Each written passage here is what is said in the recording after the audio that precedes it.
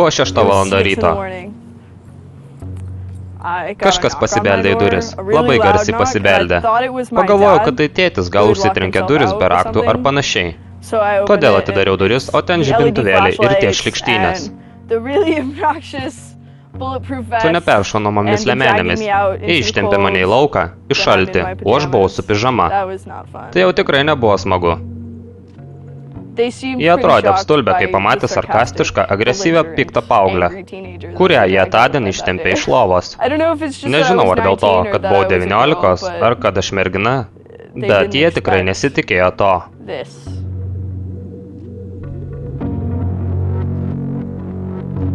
10 000 piktų vaikų, kad ir kas jie tokie yra, šiomis dienomis privertė pridėti kelnes keletą žmonių, privertė dėti kelnes galinguosius.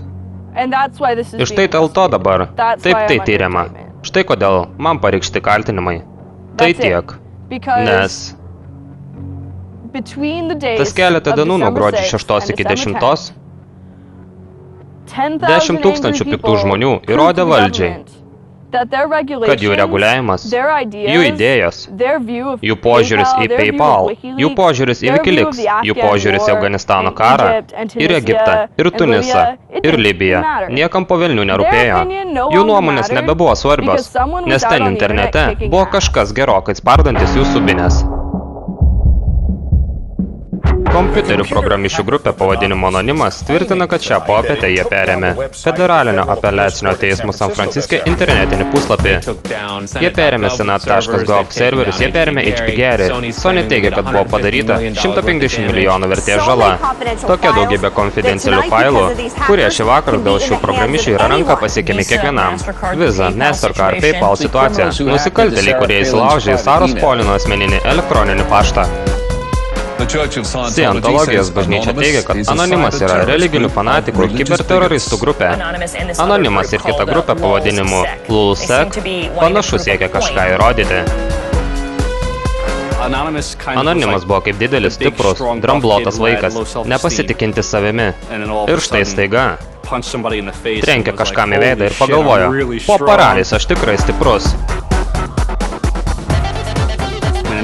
Anonimas vadina save galutiniu interneto valdovu ir kartais net atrodo, kad tai po velnių tiesa. Jei ruošiesi pažeisti interneto laisvės, tai jau tikrai geriau velniškai saugokis. Jie, galima sakyti, yra bjaurieji aktyvizmo berniukai. Tame yra keletas aštrių kampų, kurie, manau, yra viena iš priežasčių, kodėl jie sukaupia tiek žmonių meilės, o taip pat ir neapykantos. Jie atstovauja tam tikrą chaotiškos laisvės dalį. Individualūs, jauni, bevardžiai, beveidžiai žmonės daro geopolitinį poveikį. Ir tai suvokus darosi džiugu, tačiau tuo pačiu ir gazdina. Tai ko gero priklauso nuo to, kaip ta galia yra valdoma. Mes legionas. Mes nepamirštame. Tikėkitės mūsų.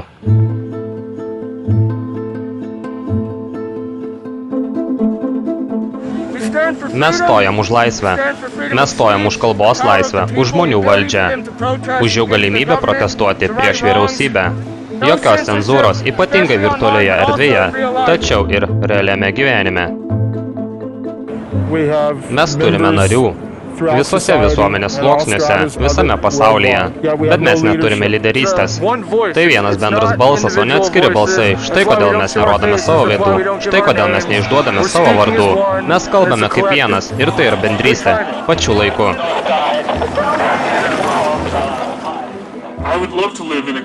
Norėčiau gyventi valstybėje, kur valdžia bijo savo piliečių, o ne priešingai.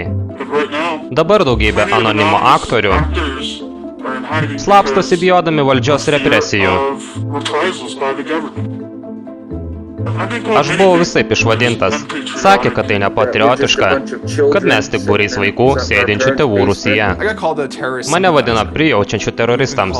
Mes buvome vadinami vaikais, mes buvome vadinami kibernusikaltėliais, mes buvome vadinami chuliganais ir, žinai, kartais tie žodžiai nėra visiškai neteisingi, bet tai yra rimtas politinis judėjimas.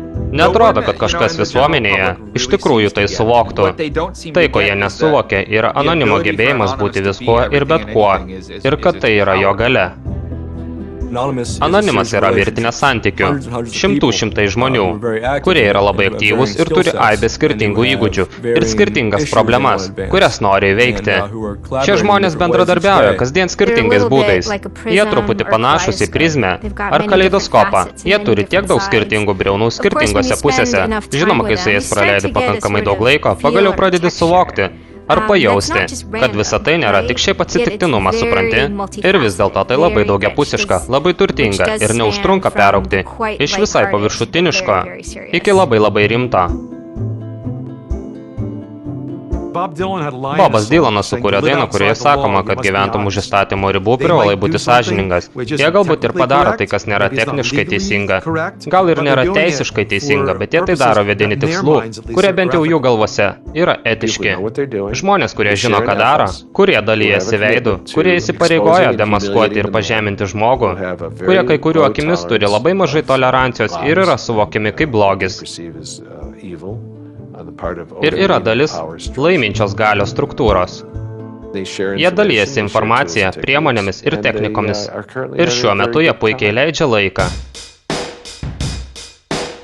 Programišių kultūra, kokią mes ją suprantame, iš tikrųjų kilo iš vienos vietos – Masačusetso technologijų institute. Buvo klubas modeliuojantis geležinkelius. Programišių veikla pirmiausia buvo humoristiniai pokštai, kai vyrukai iš MIT užkėlė Volkswageną ant pastato kupolo, o žmonės prabudę ryte pamatė ten kabančią mašiną, ar kai jie išmatavo tiltą žmogaus ilgiais, sakykime, jo vardas buvo Brianas. Ir išaiškėjo, kad virš Čarlzo upės, žinai, yra 822 Brianai. Tai tiesiog smagus dalykėliai, štai kaip atsirado programišiai, kurie tada persikėlė į inžineriją ar kompiuteriją. Tai iš tikrųjų, tai yra tik pokštai.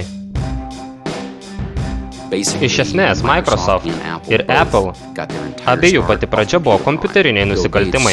Billas Gatesas pavogė beveik visą MS-DOS. Steve'as Jobsas kūrė dėžutes, kad apsuktų telekomunikacijų kompaniją. Man visuomet atrodė, kad programišiai netiesiogiai yra politiški. Programišiai, nesvarbu, jie tai ar suvokia ar ne, tai viešina ar ne, daro pareiškimus apie tai, kaip mes turėtume elgtis su informacija.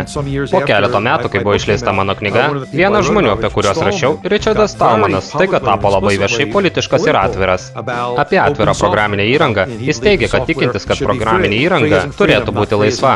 Laisva kaip laisvė, bet nemokama. Kaip koks alus, kaip tada jis pasakė. Už to susipainios ar ne, tačiau yra politinis impulsas. Haktivizmo terminas nukaldintas grupės pavadinimu negyvosios karvės kultas. NKK įdomiai bendradarbiavo su kita grupė Loftu. Iš tikrųjų, tai buvo 3 nariai, kurie priklausė abiejoms organizacijoms. Mums pavyko pastebėti, kad jei jie darydavo kokį rimtą saugumo tyrimą, jie atlikdavo Lofto vardu. O jei jie darydavo kokius paikus, triukais paremtus veiksmus, tai jie darydavo NKK vardu. Nes iš esmės NKK buvo labiau propagandinio tipo organizacija. Jie netgi turėjo vyruką, kuris buvo propagandos ministras. Tai buvo linksmi pokštautojai. Ir viskas, ką jie darė, buvo tiesiog perlenkta. Žinai, jie kartais apsirengdavo kaip Misteris T. Jie repodavo Defcon lyg tikrame repo pasirodyme.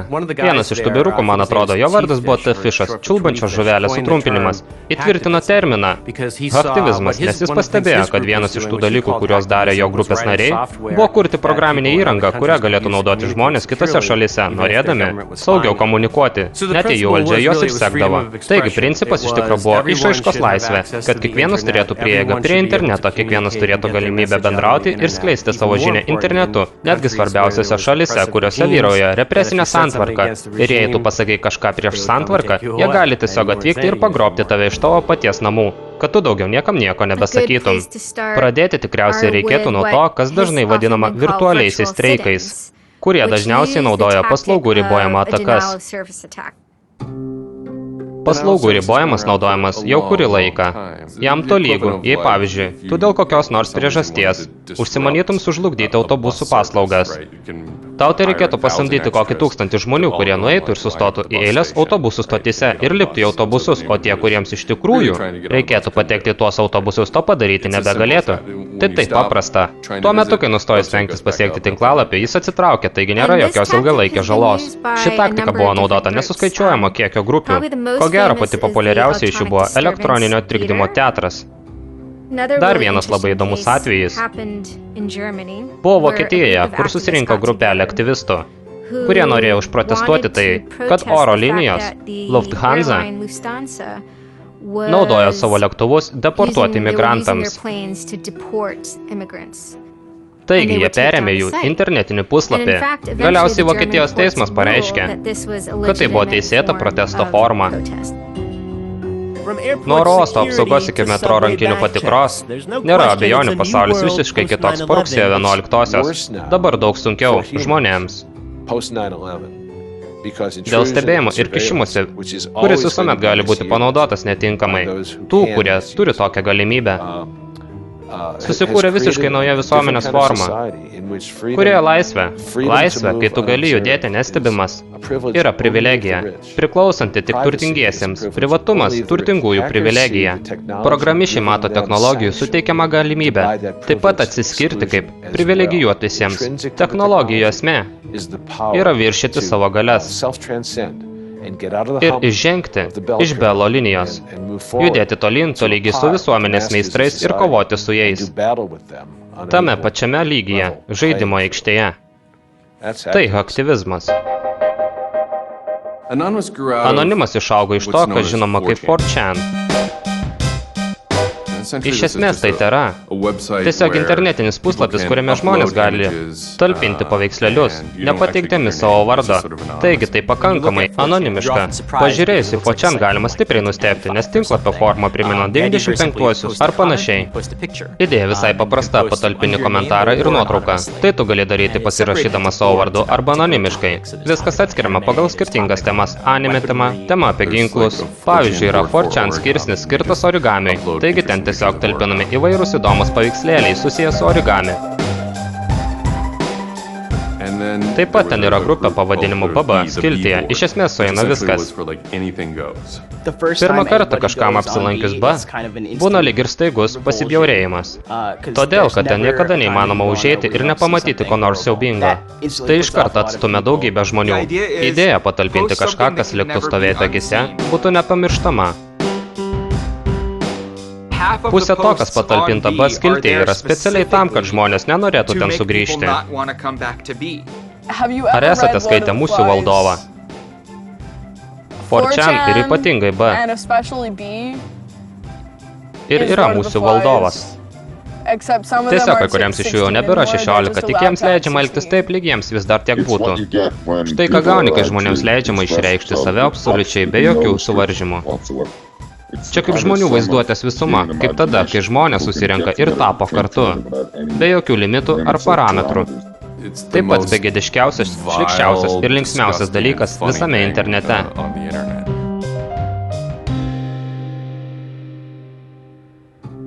4chan įkūrė Krisas, laisvasis pilietis, Pūlas, kai jis dar buvo visai jaunutis, gal kokių 15. Aktyviaisiais 2000-aisiais. Įsikūrė 4chan, nes buvo didžiulis japonų animacijos gerbėjas. Krisas laisvasis pilietis. Pūlas yra pats mieliausias vaikis, kokį įmanoma sutikti. Jis mažutis ir turi tokių įdomių savybių.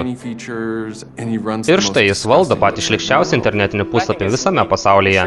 Mano nuomonė, 4chan bendruomenė tokia intriguojanti dėl to, kad tai atvira vieta, kaip sakiau, ir ji visiškai neapdorota, neperfiltruota. Ir tokie internetiniai puslapiai žengia dinozaurų keliu. Jiems iškilusi grėsmė, nes mes judame į priekį link socialinių tinklų. Judame link pastovios asmenybės. Judame, žinai, iš tikrųjų prie privatumo trūkumo. B-skiltis yra visiškai Facebook priešingybė. Facebook'e tu turi būti tas, kas iš tikrųjų esi. Ir ten kaip ir vyroja vienas modelis, kad tu esi kažkieno draugas. Juk taip? Tačiau 4chan'e tu esi absoliučiai anonimiškas niekas. Didžioji anonimiško bendravimo dalis, nors ne visai visa, yra bjauri. Iš dalies tai vieta, kur žmonės gali būti nuoširdūs. Vienas svarbiausių dalykų 4chan yra sukurti sprogimą, kuris tęstosi kuo ilgiau. Jei tai nepavyksta, tai pradingsta. Tai puslapis, kuris nearchyvuojamas. Taigi taip atsiranda sąlygos. Bet kam, kas kažkuriame lygmenyje patraukia dėmesį. Humoras ar groteskas tam puikiai tinka. Aš ko gero mieliau išlikčiau anonimas per interviu, nes jau yra paviešinta nemažai mano asmeninės informacijos. Fočan yra vieta, kur anksčiau lankydavausi. Aš ten augau ir gyvenau. Aš ten lankiausi dėl pramogos. Reikia storos odos, kad galėtum tą vietą mėgautis, bet žinai, jei tik pats neįsižeidai karts nuo karto, užtiksi kažką tikrai kieto ar kūrybingo ten, Fočan. Manau, pats įdomiausias dalykas yra tai, kad gali stebėti, kiek stipriai kinta memai. Vieną dieną pamatai kažką patalpintą, o po savaitės tai jau turi 50 000 variantų. Memai iš esmės yra tiesiog idėja. Tai lyg ir genas, tiesiog idėjos srityje. Yra daugybė internetinių memų, kuriuos visi žinome ir mylime. Juk žinote lolcats. Žinai, maži katinukai daro visokius juokingus dalykelius ir tada atsiranda I can have cheeseburger. Atrodo, kad visą tai prasidėjo Petri Dish, kuris yra 4chan skiltyje.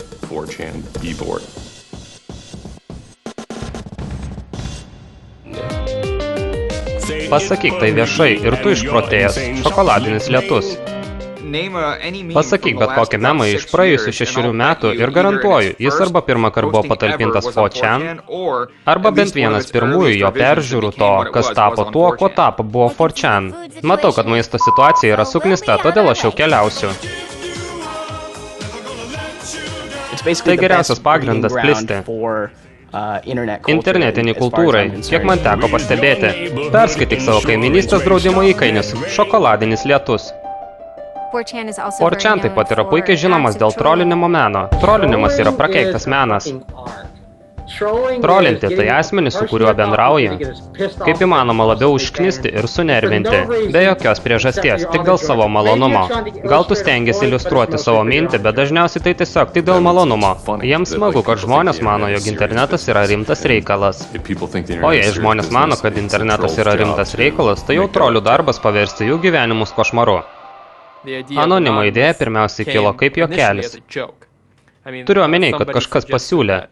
O jei visas tinklapis, jei visas 4chan, jei B. Tai yra tiesiog vienas asmo ir jei tas vienas žmogelis pasivadinęs anonimu, tiesiog sau sėdi kažkur, o visi tie komentarai, kurios skaitai yra patalpinti to paties vieno vyruko. Ir iš tikrųjų, iš pašaliečio perspektyvos kartais taip ir atrodo. Turiu omeny neįmanoma nustatyti skirtumą. Fox žinios paruošė labai garsų pranešimą apie tai. Jie vadina save anonimu, jie yra programišiai naudojantis steroidus. Besielginti su internetu lyg su tikro gyvenimo video žaidimu, užgrobdami tinklapius, įsilauždami į MySpace paskyrą, griaudami nekaltų žmonių gyvenimus. Jei bandysi atsiginti, geriau saugokis. Žlugdyti, mirti, pulti. Grasina gauja kompiuterių programišių, besivadinančių anonimu. Turėjau 7 skirtingus slaptažodžius, bet jie juos visus perėmė. Anonimas įsilaužė jo tinklalapį ir užgrūdo jį gėjų sekso nuotraukomis. Jį paliko mergina. Ji pamanė, kad aš ją išdavinėju su vaikinais.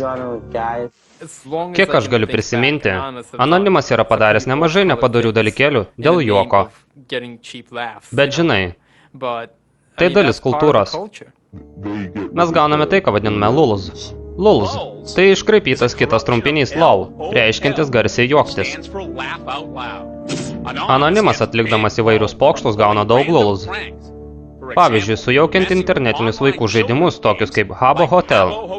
Habbo Hotel buvo tokia internetinė bendruomenė, kur kiekvienas asmuo turi vartotojo paveikslėlį, avatarą ir vaikštinėja aplink, bendrauja su žmonėmis, tai kaip ankstyvoji World of Warcraft versija, ar Second Life, ar kokio kito iš tų virtualiųjų pasaulių. Ką B žmonės padarė, tai prisijungė prie Habbo Hotel, sukūrė tūkstančius avatarų, kurie visi turėjo tą patį atvaizdą. Juodaodžio vyruko su didelio afro šukuosena dėvinčio juodą kostiumą. Taigi ten atsirado tūkstančiai tų žmonių, juodaodžių vyrukų juodais kostiumais, vaikštinėjančiais tame pasaulyje. Ir jie darydavo tokius dalykus, kaip kad, pavyzdžiui, suformuodavo svastiką iš savęs. Aš manau, kad tai buvo tikras orientyras, nes tuomet jie pastebėjo, kad gali pasinaudoti savo kiekiu, kad nuveiktų kažką tikrai įdomaus ir griaunančio. Mes užblokavome įėjimą į jų baseiną ir tai jos labai sunervino. Tai buvo suknistai gražu. Tai buvo tiesiog suknistai nuostabu. Puikūs laikai. Tie vaikai tiesiog mylėjo tą baseiną, jie jį buvo įsimylėję iki kaulų smegenų. Iš tikro tikslas buvo visus įžeisti. Tiesiog dėl idėjos, kad kažkas gali įsižeisti dėl kažkokios formos nupieštos ekrane. Tai buvo tiesiog kvaila žmonėms, kurie buvo į tai įtraukti. Jie buvo nustebę, kad kažkas gali siųsti už tai, ką jie daro, kad tiesiog nupiešia kažką ekrane. Oho, na gerai, tau tikrai reikėtų permastyti gyvenimą, nes tai tikrai neturėtų tavęs liūdinti tiek stipriai. Baretas Braunas, aš esu projekto PM direktorius ir ankstesnis anonimo dalyvis. Mes nusitaikėme į fiurus, kurie tai yra subkultūra žmonių, kurie, kaip žinia, erzina daugelį žmonių 4chan, dėl savo gebėjimo būti erzinančiais. Furis yra asmuo dažniausiai vyras, autistas maždaug 20 metų, sutapatinantis save su gyvūnais ir dažnai jaučiantis seksualinį potraukį kitiems asmenims, dėvintiems gyvūnų kostiumus. Taip pat yra sauskelnių furiai, tai asmenys, kurie mėgaujasi dėvėdami sauskelnes. Kūdikiai furiai, tie, kurie mąsto apie save kaip apie kūdikius. Mes turėjome infiltravę su žmonės į fiurius, turėjome slaptas grupės, kaip mano Illuminati. Mūsų tikslas buvo padaryti kaip įmanoma daugiau žalos, nes tai tiesiog kvaila. Žinai, buvo momentas, kai atrodo, buvau gerbiamas rašytojas. 2007-aisiais, kai buvo išspausdinta pirmoji mano knyga, bet vakarus aš leisdavau Second Life tame didžiuliame virtualiame pasaulyje, skrajodamas virtualiu erdvėlaiviu, ant kurio užrašyta pedarastybė durnybė šūdas su afro šukuosena ir mėtydamas virtualias bombas ant mažų kaimelių ar vykstančių koncertų, mojuodamas milžiniškais peniais. Ir tai buvo pats linksmiausias laikas per visą mano gyvenimą. Visose šiose internetinėse organizacijose, nesvarbu ar tai 4chan ar koks kitas tinklapis, jose dažniausiai yra bendruomenė.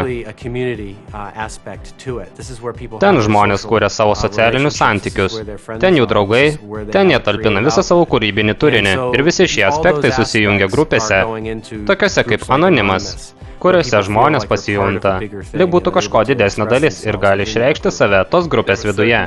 Yra tam tikri žodžiai, frazės.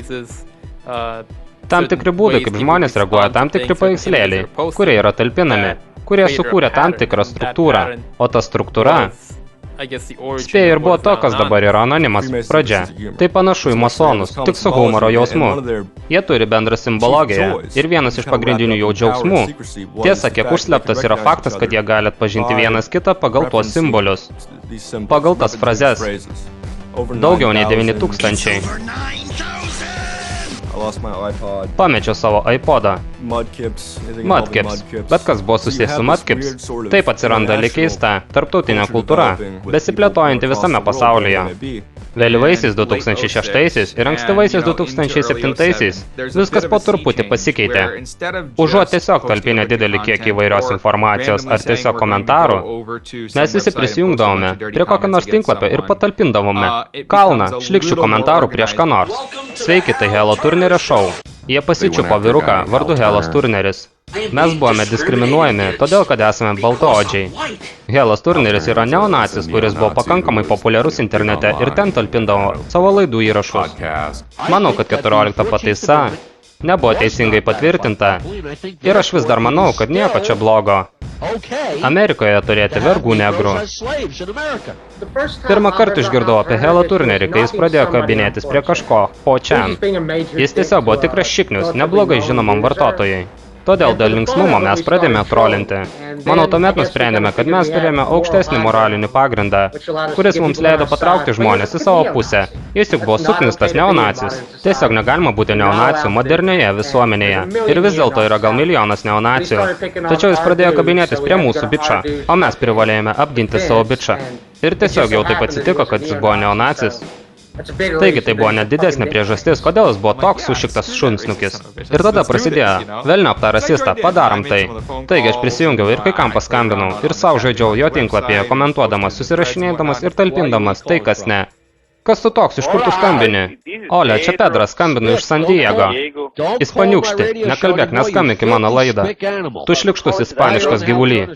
Pradėjo naują integracijos programą, kuria siekiama tikslingai sumažinti standartus, kad būtų galima priimti kuo daugiau juodžių ir paįvairinti universitetų aplinką. O per ateinančius 5 metus jie planuoja priimti jų daugiau nei 9000. Jis buvo tiesiog siaubinga asmenybė radijoje, kuris sugebėjo lengvai susidoroti susidoroti su skambučiais. Jis galėjo lengvai atlaikyti anonimų išsidirbinėjimus, o tai viską padarė tik dar įdomiau. Tai pasidarė lyg koks iššūkis. Jis nebebuvo tiesiog kažkoks vyrukas, kuris lengvai pasimestų ar tiesiog nustotų atsiliepinėti telefonu. Aš nelabai suprantu, ką tu bandai tuo pasakyti. Aš sakau, kad esu įsitikinęs, jog Barackas Obama yra genetiškai nepajėgus susitvarkyti su galia, reikalinga valdyti pačią sudėtingiausią tautą pasaulyje. Štai ką aš bandau pasakyti. Ir aš manau, kad dalinai jis nėra tam pajėgus dėl jo prastesnės rasinės genetinės klasės. Ar dabar tau pakankamai aišku? Ne, tu vėl nusukai temą. Palauk sekundėlę. Tu manęs klausiai. Helos turneris nebuvo pirmasis, kuriam anonimas pridarė žalos. Tačiau dėl aplinkybių visą tai pasidarė reikšminga. Jie perpildė jo svetainę. O tai jam kainavo tūkstančius mokesčiams. Mes perpildėme jo serverius netikros informacijos paketais.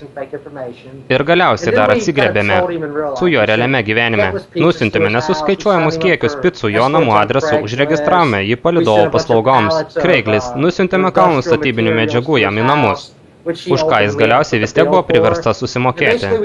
Ir galiausiai mes sugriovėm jo galimybę apsimokėti savo radijo laidą. Tai pašalindami jį iš interneto, jis buvo velnioniškai persiutęs. O tuomet jie susirado tikrų programišių. Kad jiems padėtų, tai nebebuvo kažkoks pokštas, jie iš tikrųjų galėjo prisijungti prie Helo turnerio asmeninių serverių. Prie jo elektroninio pašto serverių jie rado nemažai įdomių elektroninių laiškų, kad jis buvo FTB informatorius. O jei tu esi dešinysis neonacis, tikrai nėra pats geriausias atvejis, kuo galėtum būti. Ir akivaizdu tai, kad jis FTB informatorius. Taip pat jo reakcija, jo šūdino reakcija į išpolius sugriovė jo patikimumą tarp kitų baltųjų nacionalistų. Kaip gaila. Helo turnerio nebėra. Federalai patraukė į baudžiamojon atsakomybėn dėl grasinimų teisėjams. Viskas neturėjo būti kitaip nei anksčiau, tačiau galiausiai viskas susibaigė kitaip. Žmonės, kurie stebi anonimo veiklą, mato, kad ši grupė nusitaikė į šį baltųjų nacionalistą. Todėl prisijungiant tokiems žmonėms, anonimas iš tikrųjų labiau virsta aktyvistų organizacija. Dėl to atsiranda pyktis ir pasimetimas, kuris dažniausiai atsiranda žmonėms, kurie nori išlaikyti anonimą kaip nihilistinę, mažą, absurdišką grupę. Jie nusivylė, kad pats siaubingiausias dalykas internete staiga iš niekur tampa gėrio jėga. Projektas Chronologija. Anonimas niekada nesiekia žiniasklaidos dėmesio, o tai reiškia, kad tai visuomenė. Miela, kartais riboto bendruomenė, kuri lyg ir pasilikdavo visą turinį ir juokelius savo. Bet žinoma, viskas absoliučiai pasikeitė. O kai prasidėjo chronologija, visai pametė galvas. Anonimas pradėjo būti mažiau tiesiog kultūra, kuri, žinai, žmonės tiesiog nori krėsti pokštus, o daugiau pirmąją interneto armiją. Aš Maikas Vitalis ir aš reikšdavausi kaip Set Dude. Štai 2008 sausis. Anonimas dabar stiprus, žinai, mes nebesame ta mažytė menkavertė suknista grupė. Tai milijonai žmonių visame pasaulyje ir mes stebime. O tada įžengė Scientologija su didžiuliu taikiniu savo ant krūtinės. Buvo paviešintas vaizdelis su Tomu Cruzu, kuris turėjo būti kaip ir vidinis Scientologijos vaizdelis, kuriame kalbama apie Scientologijos paslaptis. Būnant Scientologu, kai važiuoji pro ką tik įvykusią avariją, nėra tas pats kaip kitiems. Kai važiuoji pro šalį, suvoki, kad privalai kažką daryti. Nes žinai, kad esi vienintelis, kuris iš tikrųjų gali padėti. Jis pasakoja apie tai, kad esi vienintelis, kuris gali sustabdyti blogus dalykus, kad čia neįvyktų. Iš to buvo gana plačiai tyčiajamas internete. Tai pasklido lyg laukinis gaisras. Nėra jokio kito būdo man, tiesiog.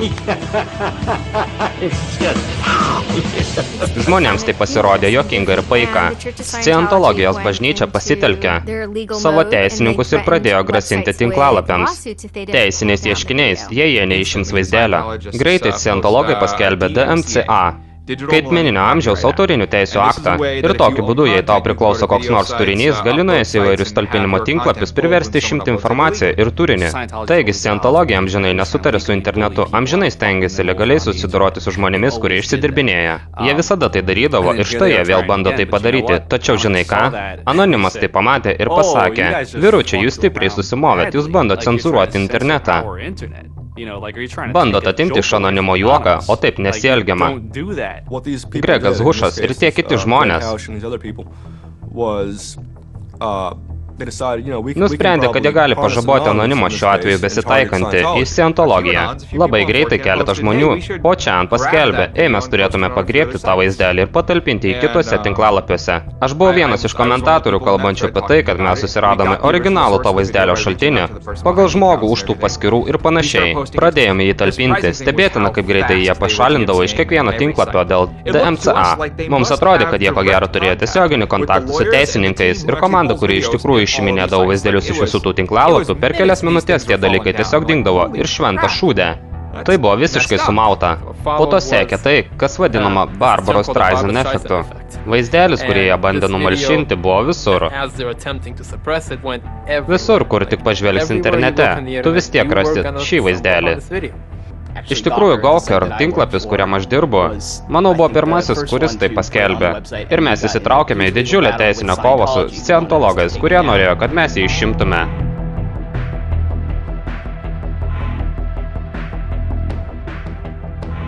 Vyrukas prisijungė prie kanalo ir sako, visi jūs turėtumėte pažiūrėti į Gawker. Taigi mes visi prisijungėme prie Gawker, o ten nutikęs keisčiausias dalykas. Ši didžiulė žiniasklaidos kompanija turėjo vaizdelį savo pagrindinėme puslapyje ir komentarą po jo, kuriame labai aiškiai pasakyta, kad FTB turės pati atvykti ir uždaryti jų serverius, kad jiems jau gana visos tos nuolatinės prievartos. Tai privertė mus susimastyti, į ką mes įsitraukėme.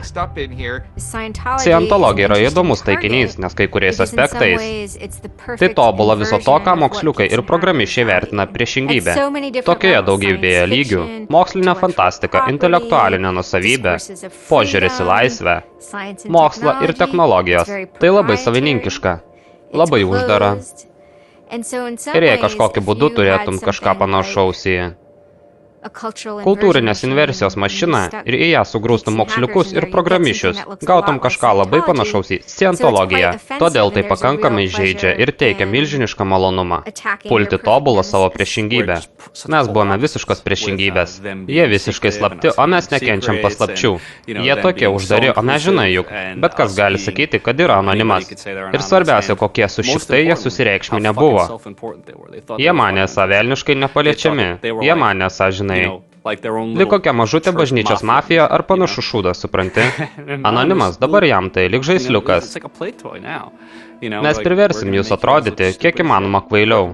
Mus labiausiai užkabino tai, kaip scientologija susidoroja su kritika. Bet kas pasakęs kažką netinkamo apie scientologiją, automatiškai tampa kažkokiu nusikalteliu, kažkokiu bepročiu ar narkomanu. Tai lyg ir toks mentalitetas, lyg žinai. Jei kažkas pasako ką nors blogo apie tave, mes su juo susidorosim pačiu blogiausiu įmanomu būdu. Tas pasišlikštėjimo jausmas pasklido kaip rezonansas tarp mūsų. Tai buvo tikra problema. Cenzūra. Jų šlikštaus kulto įžulumas. Lysti į mūsų teritoriją. Ir sakyti, kad mes negalime to viešinti? Tai jau ne, velniop juos. Ne, to tai jau nebus. Žmonės, kurie žinojo, ką anonimas ruošiasi pradėti, buvo tokie. Oho, anonimas ruošiasi kariauti su scientologija. Tai jau tikrai bus įdomu. Ypatingai todėl, kad tai dvi pasiutusi keistos grupės. Turiu omenyje, aš buvau anonimas ilgą laiką. Puikiai žinau, koks anonimas yra keistas. Mes keisti ir dalykai, kuriuos mėgstame, yra keisti. Ir tikrai tai nevyraujantis visuomenėje dalykai. Tai yra scientologai. Taip pat labai keisti. Ten vyksta daugybė su šitų keistenybių. Bet kas iš išorės matęs, tai buvo lyg. Pažiūrėkim, kaip kovoja. Tie du atsilikėliai. Abu pames kelnes ir susiluošins. Visiems skaudės. Bus nepaprastai juokinga. Atsitiko taip, kad visi tie žmonės intensyviai ruošiasi. Kiti anonimai net sukūrė tam tikrą infrastruktūrą karui. Pasakė, žinai ką, velniop viską. Visi susijungs ir išspirs. Paskutinį šūdą iš scientologijos. Tada 4chan tikrai pradėjo veikti. Ir jie pradėjo erzinti scientologijos bažnyčią. Išsidirbinėjant Dianetikos karštojoje linijoje, užsakinėjant picas. Dalinomės kiekvienu fakso numeriu, kurį galėjome gauti. Kiekvienu numeriu, kurį gavom, siuntinėjom net baltus popieriaus lapus, kol galiausiai pamatydavom, kad užstrigo. Aš bandydavau jiems skambinti ir nuolat būdavau užimta. Tai buvo jų pagrindinė Dianetikos karštoji linija. Jų Dianetikos 800 numeris.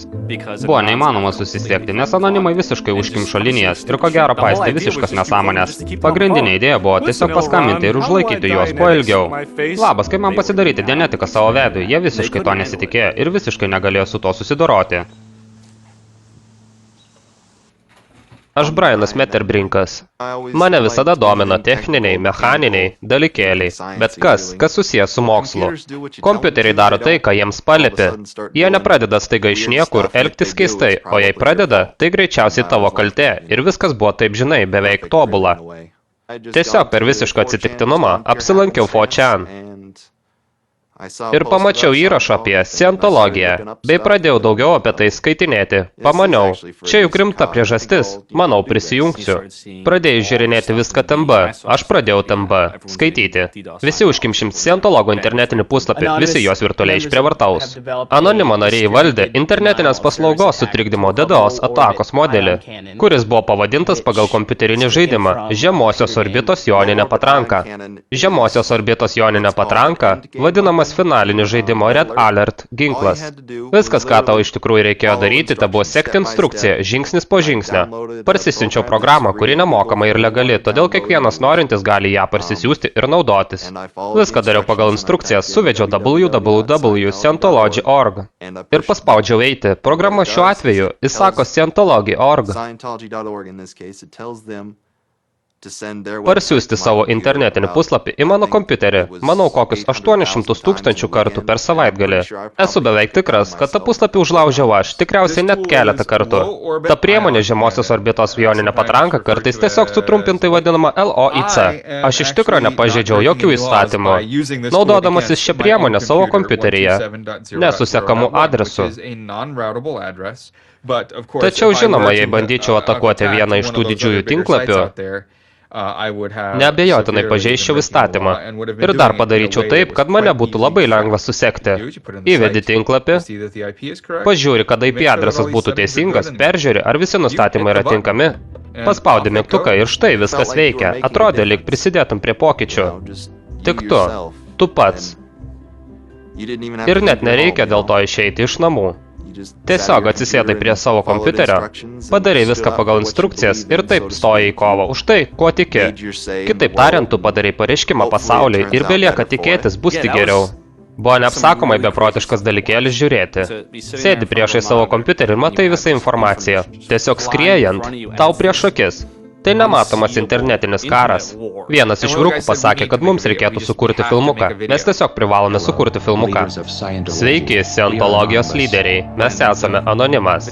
Kai sausio 2 pasirodė filmukas, buvo vienas iš pirmųjų kartų, kai Anonimas, kaip kultūra, pradėjo reikštis kaip judėjimas. Ir paskelbė, kad susidoros ir sunaikins scientologijos bažnyčią. Greičiausiai tas filmukas pakeitė viską. Žinios yra laisvė, mes Anonimas, mes legionas, mes neatleidžiame, mes neužmirštame. Laukite mūsų. Iš esmės atrodė, jei kompiuteris tau sakytų, kad jis tau velniškai iškarš kailį, tai skambėtų būtent taip.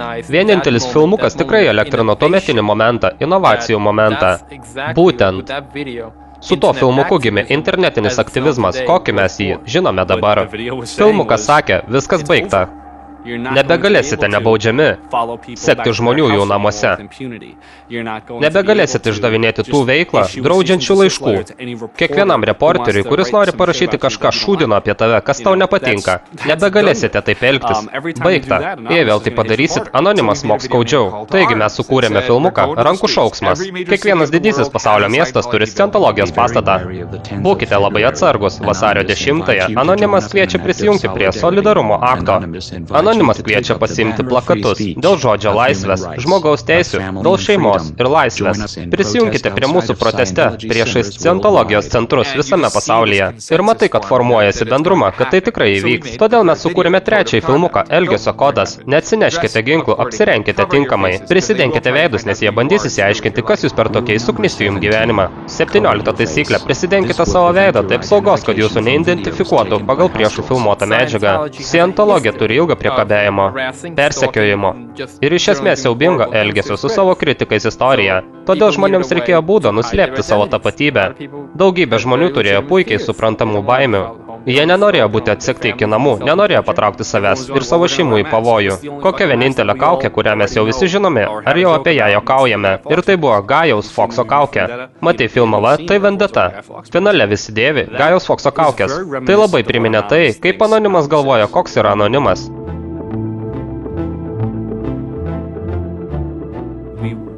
Mes norėjome kažkaip atstovauti anonimiškumą, kai jį perkelia į realų gyvenimą.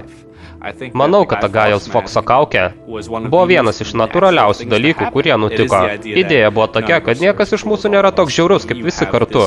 Yra ta didžiulė minė žmonių, kurie yra anonimas, kurie ruošiasi kovoti prieš didesnę jėgą ir laimėti. Net pažiūrėjus vaizdelį buvo, na taip, viskas puiku, bet kas iš tikro tai darys? Kas žengs pirmą žingsnį? Mūsiškiai iš tikrųjų išlys iš namų? Ir ko gero mes tikrai buvome paveikti tų stereotipų, kad visa mūsų bendruomenė yra tokie įžūlus, o neišdrįsta palikti savo mamyčių rūsio. Pamaniau, kokie 50 moksliukų iš kiekvieno miesto gal ir pasirodys dėvėdami tas kaukės, pastoviniuos kiek prieš pastatus ir išsiskirstis. Niekas nemanė, kad jie iš tikrųjų pasirodys. Tai aš pakeliu į ten, nemegojau, esu sušiktai pavargęs. Prisimenu, kaip vykau į parką tądien, buvo ankstyvas rytas. Kas maniau buvo nekokia idėja. Ir aš sėdžiu, rūkau cigaretę, dairausi aplink ir suku galvą, kur po Vilnių visi kiti, čia nieko nėra. Tai štai, sėdžiu Bronkso parke. Laukiu kitų anonimų pasirodant. Prisimenu, galvojau, šūdas, nejaugi būsiu vienintelis pasirodęs parke. Nejaugi eisiu pas scientologus su kitais 6 ar 7 žmonėmis, kas visiškai sužlugdytų viso to tikslą, nes jie jų galėtų mane atskirti, supranti? Tada aš atsistojau ir pradėjau vaikštinėti aplink. Pamačiau daugybę žalių balionų dėl kažkokios priežasties kitoj parko pusėj. Ten buvo kokie 200 žmonių. Visur buvo Agajaus Fokso kaukės. Šventas šūdė, tai grandioziška. Čia daugybė mūsiškių, velniškai puiku. Neturėjau žalio supratimo, kiek ten buvo anonimų iki tol, kol pradėjome judėti, ir jų tik daugėjo. Prisimenu, kaip ėjome pro Times aikštę. Ir kiekvienas toje aikštėje buvo anonimas. Čia praeina koks 1000 žmonių per minutę. Ir kur be pažvelgčiau, visur matyti anonimo simboliai. Tai buvo suknistai pasiuteliška. Tai iš tikro buvo pasiuteliška.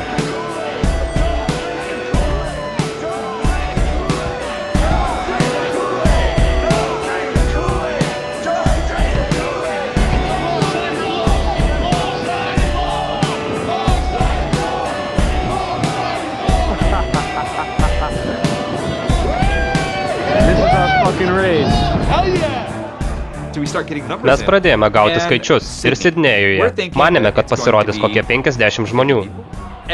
Ir dar prieš 10 valandą ryto, net anksčiau nei sutarta, ten jau yra 50 žmonių.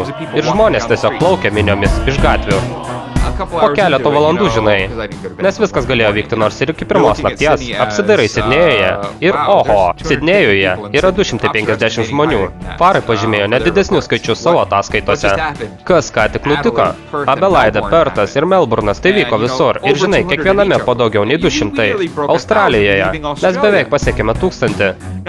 Kitas protestas vyko Tel Avive, kur scientologai pirmąjį savo pastatą atidarė vos prieš savaitę. Šiame proteste buvo žmonių iš Palestinos ir iš Izraelio. Abu laikė savo vėliavas, o vienu metu jie apsikeitė ir laikė vienas kito vėliavas. Nepakartojamas vaizdas. Skambinu mūsų vyrukai Londone, Britų anonimui. Sakau, labas, kas ten vyksta, o jis toks, tu ką, tik iš lovos išlipai? Sakau, na taip, aš net nespėjau kompiuterio įsijungti. Jis sako, čia yra kokie 600 žmonių, o farai siunta siaubingai ant manęs. Visuose didžiuosiuose miestuose į gatves išėjo 100 žmonių, tai buvo grandioziška. Clearwateryje susirinko kokie 300 žmonių. Nemanau, kad kažkas galėtų aplenkti Los Andželą. Įtariu, kad Los Andžele buvo virš 1000 žmonių. Tai, kas nutiko, buvo kažkas visiškai kitokio. Šimtai žmonių iš kiekvieno miesto. Tiesiog knibždėjo gatvėse.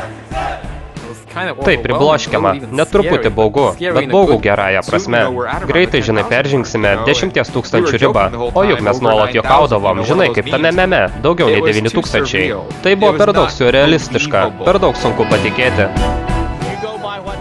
Mes visi vadinamės vienu vardu, mes anonimas. Tai suteikė tiek daug galios, ypač kai pasirodė 1000 žmonių. Mes pasiekėm, mes įrodėm pasauliui tą mintį. Yra lolcats, yra juokeliai dėl rickrolling, yra visi kiti tie dalykai, kurios buvo įtrauktas anonimas. Ir štai po mėnesio 10 000 žmonių gatvėse. Kiekvienoje didžiųjų pasaulio šalių didžiuosiuose miestuose. Ir kas po velnių, kas nutiko? Kas pasikeitė, kas įjungė jungtuką? Tuomet man pasaulis atrodė visiškai kitoks. Mes visi susitikom. Anonimo idėja yra ta, kad tu esi vienas, kol neprisijungi prie 4chan. O ten jau yra visi tie žmonės, kurie mąsto taip kaip tu. Ir staiga štai tu nebesi vienas tų su kitais 500. Jie visi žino tuos pačius juokelius. Akivaizdu, jos domina tokie patys dalykai kaip ir tave. Čia tavo kultūra. Tu pagaliau susitikai su savo žmonėmis. Staiga apėmė jausmas, tik būtum namie. Jei tu anonimas, tu buvai namie. Mes praleidome metus toje pačioje vietoje, žiūrėdami į tuos pačius paveiksliukus, besijuokdami iš tų pačių juokelių. Galima sakyti, mes jau buvome draugai, nors niekada ir nebuvom susitikę. Viskas džiugino.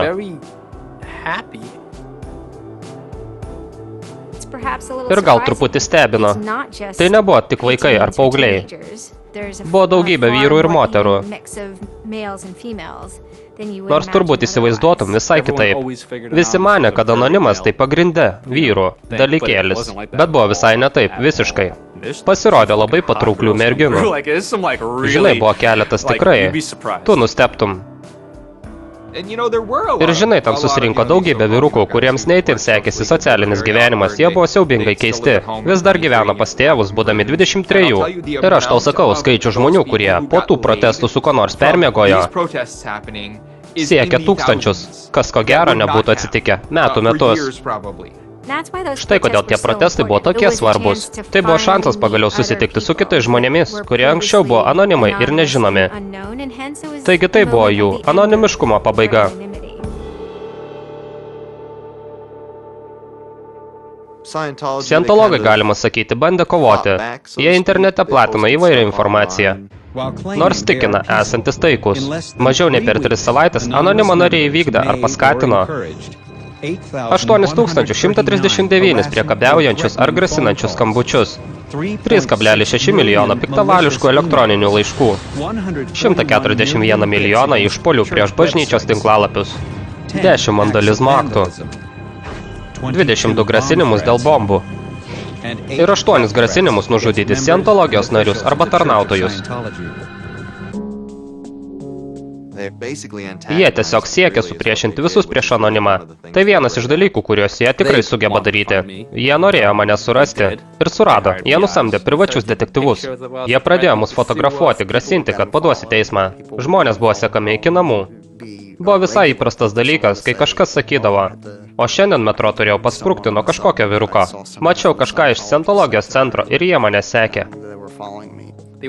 Jie atsekdavo mus iki pat namų, bandė įbauginti mus.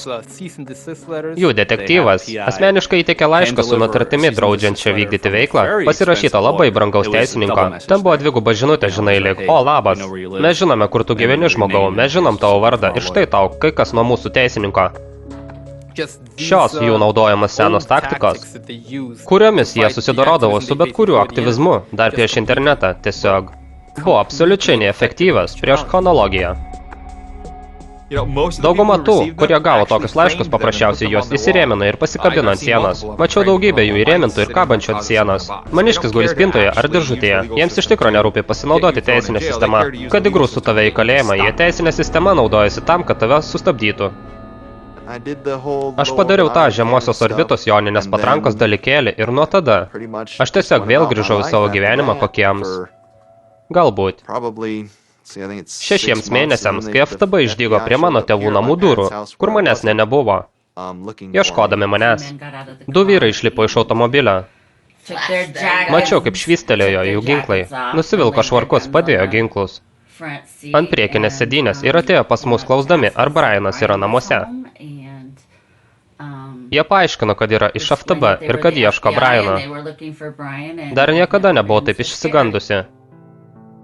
Ir tada mano tėvai nurodė jiems, kur aš gyvenu. Jie pasirodė ir pasakė, kad norėtų draugiškai su manim pasikalbėti. Ir tai buvo pats blogiausias draugiškas pokalbis per visą mano gyvenimą. Susėdome valgomajame prie stalo ir tiesiog jie pradėjo manęs klausinėti. O aš bandžiau susigaudyti, kodėl jie čia, nes neturėjau žalio supratimo. Kol galiausiai jie pradėjo manęs klausinėti apie anonimą. Buvau mirtinai persigandusi. Turiu omeny mano sūnui. Grėsia 5 metai kalėjimo ir $100,000 bauda. Nenumaniau kokio dydžio. Nusikaltimą padariau. Maniau, kad tai kaip lengvas pliaukštelėjimas per veidą. Kokių $200 baudos nusikaltimas? Todėl tada aš jiems ir pasakiau, kad aš tą padariau. Ir viskas nuo to prasidėjo.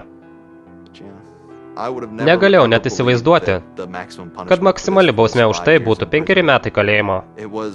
Tai buvo labai akis atverianti patirtis. Aš turėjau šiokių tokių problemų susitaikant, su žinia, kad galiu sėsti kalėjimą 5 metams.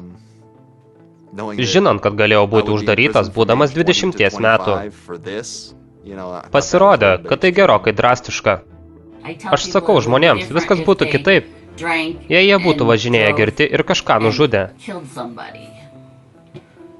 Bet jis to nepadarė. Sunku su tuo susidoroti, dar sunkiau, nes jis to nepadarė. Jis tiesiog paspaudė kompiuteryje mygtuką ir, kaip jis man tai paaiškina, tai buvo lyg tiesiog spaustų mygtuką atnaujinti. Vėl ir vėl, 800 000 kartų. Ir tai atrodo tokia smulkmena. Aš buvau antras pridaręs daugiausiai žalos, kaip pasakė scientologai. Aš iš visų buvau antras, išsiuntęs daugiausiai, todėl gavau maksimalią bausmę savo kategorijoje, metus laiko kalėjime ir metus priežiūros laisvėje. Manau, dėl to, ką padariau, gavau vieną iš pačių neproporcingiausių bausmių, apie kurias kada nors esu skaitęs ar girdėjęs. Taip, aš manau, kad tai absurdiška. Ypatingai tie metai su priežiūra. Kai man draudžiama metus laiko prisiliesti prie kompiuterio, neįsivaizduoju, ką tai turėtų išspręsti, išskyrus nebent tai, kad apsunkintų mano gyvenimą. Taigi tas kompiuteris už manęs. Mane vėl pasodintų į kalėjimą, jei nueičiau prie jo ir prisiliesčiau. Mane galima susisiekti su anonimo nariais. Jie tiesiog išpūtė didžiulį burbulą iš scientologijos religijos ir kad čia Amerika ir tu gali tikėti tuo, ko nori tikėti.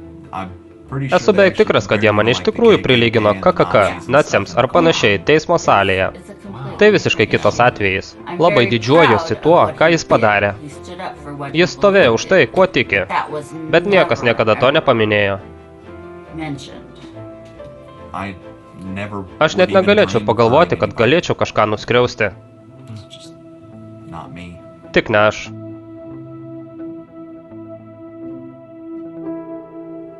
Prieš anonimą bažnyčios kritikai privalėjo būti labai atsargus. Dėl agresyvių teisinių ieškinių, kurie buvo keliami prieš akademikus, žurnalistus ir kitus kritikus, galima sakyti, ta era baigėsi. Ir anonimas labiau nei kas kitas yra atsakingas už tokius pokyčius. Tai vadinama teisinga anonimo atskiltimi. Buvo viena ryški grupė žmonių, kurie sakydavo, kad visa ta fonologija yra vėžys, kad tai blogai, tai baisu ir tai tiesiog pritraukia niekam nereikalingą dėmesį. Trolinimas baigėsi, mes nebegaunam savo juokučių. Staiga dabar viskas labai rimta, moralu ir niūru. Ne dėl to aš prisijungiau. Ir buvo kita žmonių grupė, kurie buvo kitoje pusėje, kurie sakė, kad kaip tik dėl to ir užsiregistravo, dėl rimtumo ir niūrumo. Jūs vyručiai eikit šalin. Ir atsirado tas nuožmus ideologijų susidūrimas, kas mums buvo visiškai svetima. Jie nusprendė, kad kalbant jų pačių žodžiais, gana gadinti mūsų blogą vardą. Taigi, kad priverstų anonimą atrodyti blogai, jie nuėjo ir pritalpino judančių paveikslėlių epilepsijos forumuose, kurie buvo juodai balti ir labai greitai mirksėjo. Todėl, jei kažkas sergantis epilepsijos tai pamatydavo, jiems tiesiog prasidėdavo traukuliai ir jie krisdavo nuo kėdžių. Pradėjo plisti naujas terminas – moralės pederastas. Jei tu nesistengi, kad epileptikams prasidėtų traukuliai, vadinasi, tu darai blogai. Būtent tai aš ir esu – moralės pederastas. Tie, kurie nori matyti anonimą, kaip priemonė gėriui, kažkuria prasme. Vietoj to, ką mes anksčiau darydavome, tiesiog išsidirbinėjimus su video žaidimais. Kažkada vienas anonimas labai teisingai pasakė, čia nėra jokio lyderio. Ten tiesiog atsiranda momentiniai lyderiai de facto. Man patinka tai apibūdinti kaip paukščių būrį. Visi skrenda labai tyliai. Staiga vienas paukštis pasuka skristi kitą kryptimį ir visa masė nuseka tą paukštį. Nėra nieko blogo sakyti atsiprašau, bet aš nedalyvauju. Kai fonologija veikia visa savo jėga, tai buvo lyg besiražantis vaikas. Pirmą kartą suvokęs savo tikrąją jėgą. Labiau paauglystės periodas iš tikrųjų. Bandant operaciją Bukagalvio audra. Operacija Bukagalvio audra Australija paskutiniuosius keletą metų buvo santykinai griežta interneto laisvėje. Lyginant su kitomis vakarų valstybėmis, vyrukas pasivadinęs taksu norėjo užsipulti Australijos valdžią, atsikeršydamas dėl būsimų interneto cenzūros įstatymų. Vienas iš jų dėl kažkokių priežasčių turėjo uždrausti moterų su mažomis krūtimis pornografiją. Taigi, tai buvo pirmas kartas, kada anonimas pradėjo kovoti prieš valdžią. Jie užkimšo ir perėmė keletą valstybinių tinklapių. Tai buvo pirmasis kartas, kai buvo pradėta kovoti prieš valstybę. Jei paklaustumėte manęs, 2008 ir didžiąją dalį 2009 metų anonimo politika turėjo ašį ir buvo itin susieta su Scientologijos bažnyčia, būčiau atsakiusi taip. Bet staiga viskas prarado ašį ir struktūrą. Kai 2010-aisiais atsirado naujas politinis sparnas, Amerikos kinematografų asociacija nusamdė indų programinės įrangos firmą, kad jie pasinaudotų DDoS Pirate Bay, o anonimas iš 4chan pasinaudojo tuo pačiu DDoS būdu prieš pačią MPAA, kaip ir prieš kitas grupės, pavyzdžiui, įrašų industrijos asociacija. Tai supykdė žmonės dėl daugybės skirtingų priežasčių. Akivaizdu, kad viena iš tų priežasčių buvo, jog buvo siekiama cenzūruoti internetą. Kita iš priežasčių buvo ta, kad prieš tai anonimo žmonės buvo suiminėjami už dalyvavimą tokiose atakose. Pavyzdžiui, prieš Scientologijos bažnyčią ar kitus ankstesnius taikinius. Manau, kad kvepėjo netgi labai didelę veidmainystę. Tuomet atsirado naujas tinklas, nauja architektūra, kur atsirado nauja, nesusijusi viršūnė. Buvo žmonių, kuriuos siejo etika ir estetika. Ir buvo visai kitas išplaukiantis laivas.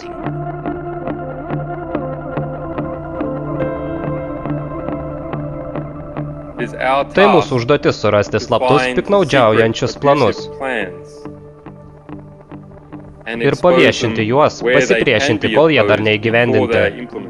Įdomus dalykas apie Julianą Assange'ą, kad jis taip pat kilo iš programišių kultūros. Tiesiog tai informacijos skleidimo mentalitetas. Julianas buvo Mendoksas. Jis buvo pats geriausias programišius, kada nors vaikščiojęs šią žemę. Kai buvo vaikas, sklandė kalbos, kad jis gali net valdyti palydovus kosmose, įsilauždamas į NASA. Galbūt to niekada nebuvo, bet tai buvo mitas, kuris palaikė tokių vaikų kaip aš norą prisijungti kompiuterį prie modemo ir pažiūrėti, o gal ir man pavyks valdyti tuos palydovus. Wikileaks yra puikus programišių atvaizdas. Tiesa nori būti laisva ir mes norime ją išlaisvinti. Wikileaks paviešino didžiulį kiekį diplomatinių ryšių.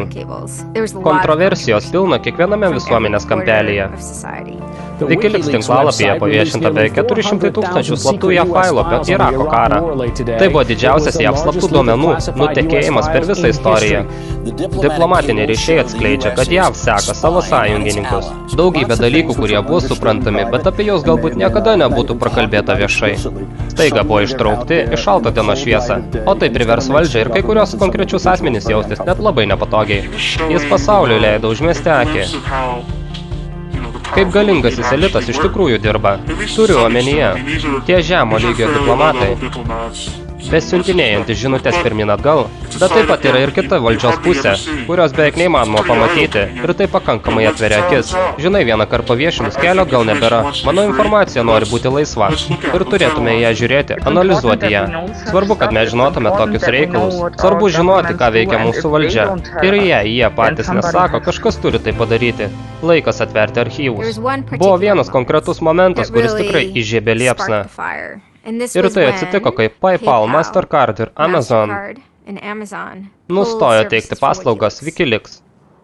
Taigi staiga iš esmės pasidarė nebeįmanoma finansiškai paremti Wikileaks. Tada jų žmonės įsiaiškino, kad neonacių grupės Visa ir Mastercard netrupučiu neprieštarauja, kad tu gali pervedinėti pinigus PayPal, bet Wikileaks jokių būdų. Tu gali mokėti 3K, gali aukoti pinigus Westboro, baptistų bažnyčiai, per savo PayPal ar su savo sušiktų Mastercard, bet Wikileaks negalima pervesti net cento. O aš manau, kad Wikileaks elgėsi teisingai. Siaubinga veidmainystė, kad jie naudojasi tą savo suknistą mažytę bankinę mafiją, kad suknistų Wikileaks. Žmonės buvo neįtikėtinai pikti. Ir tai jau buvo tikro pokyčio pojūtis. Taip atsitiko, manau, dėl to, kad Wikileaks viešino visus tuos melus, kuriuos valdžia nuolat kartodavo žmonėms. Ir dabar valdžia pradėjo desperatiškai bandyti užtikrinti, kad tie melai nebūtų viešinami. Ir tada buvo tokia įtampa, aš ją galiu vadinti įsiučiu. Jei tu buvai programišius, tai buvo vienas iš tų Johnas F. Kennedys nušautas momentas. Tai buvo, ką tu visados prisiminsi. Tikslė vieta, kur tuo metu buvai ir ką girdėjai. Turiu omenyje, aš tiesiog nepasvajoti negalėjau, kad jie turės tiek ryžto. Anonimas labai greitai pereina į puolimo režimą. Anonimas pasinaudojo DDoS metodo PayPal sistemoje. Jie buvo persiutę. Kiberprotestai, virtualūs streikai, kaip be pažiūrėsi, DDoS yra priemonė.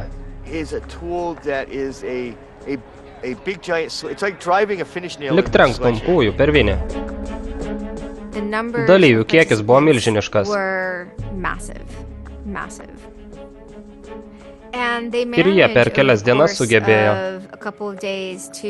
sustabdyti Mastercard ir PayPal svetainių darbą. Tai buvo lyg magas pagaliau atliktų triuką teisingai. Nes tu to nesitikė ir štai. Tai taip didinga. Tai buvo nuostabu. Nes žmonės pagaliau pradėjo kovoti dėl kažko. Kiek jau praėjo laiko nuo tada, kai įvyko tikrai didžiulis prasmingas protestas. Aš nekalbu apie vakarėlius prie arbatos, kuriuose kalbama, kaip norima pradėti kovoti viešai. Kalbu apie tai, kad 10 000 žmonių susivienijo ir pasakė, kad taip yra neteisinga ir kad jie nori ką nors keisti. Greitai po sausio 2-osios, manau, Tunise buvo užblokuotas Wikileaks. Ir Anonimas tai parėmė. Tuomet jie įsikišo. Pirmiausia, tik dėl siekio sustabdyti vykdomą interneto cenzūrą. Jie pasinaudojo DDoS metodų ir tuomet prie jų prisijungė. Kaip man patinka juos vadinti, ne internautai. Socialiniai judėjimai pradėjo neatsiejamai solidarizuotis. Mano vardas Pitas Feinas, galite mane vadinti internautų ar aktyvistų. Telekomics yra interneto aktyvistų grupė, kurie praleido didžiąją dalį paskutinių metų, siekdami išlaikyti interneto veikimą vidurio rytuose. Per tą laiką buvo pastebėta, kad Tuniso valdžia ne tik cenzūruoja ir filtruoja internetą, bet taip pat užsijama kažkokiais techniniais triukais, vagiant žmonių Facebook slaptažodžius, trinant jų įrašus, stebint kas skelbia, talpinant netikrus įrašus tokiems reikalams. Taigi, Tuniso programišiai atėjo pas mus, jie buvo Anonimo nariai, o aš net nenutokiau, kad Tunise yra Anonimo narių, taigi buvo man šokas. Jie turėjo raktus nuo kai kurių karalystės vartų. Ir taip sakant, prisikasė prie Tuniso diktatoriaus. Mes prisijungėme dėl tų Tuniso anonimų ir padėjome jiems išgauti ir išskleisti tą informaciją. O tada visą tai pasiekė Wikileaks. Tunisiečiai nuvertė Ben Ali, kuris buvo gana despotiškas diktatorius. Tai buvo revoliucija, gimusi internete. Facebook ir Twitter. Žinoma, ne jos nulemta, juk tai buvo 50 metų diktatūros kūdikis. Bet internetas tikrai stipriai prie to prisidėjo. Yra filmuota medžiaga, kur mums dėkojama, kad įsikišome. Jie laiko kaukę sakydami, kad mes buvome vieninteliai, kurie stojo jų pusėn. Ačiū Anonimui. Mes norime, kad jūs žinotumėte, kad turite naujų sąjungininkų. Man tai buvo nuostabu girdėti ir jausti tą ryšį.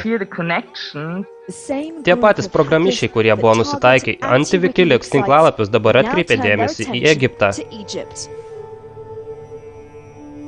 Tai galėjo privesti prie Egipto revoliucijos. Mes talpindavome žinutes Twitter už kitus žmonės. Žmonės iš Egipto, kurie negalėjo prisijungti prie savo pačių Twitter paskyrų, jungėsi prie mūsų. IRC tinklo, o mes talpindavome už juos savo paskyroje, kad padėtume jiems parodyti pasauliui, kas ten iš tikrųjų vyksta.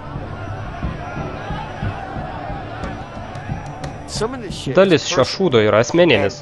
Ir vienas iš pagrindinių dalykų bendrai paėmus buvo tai, kas dėjosi Egipte.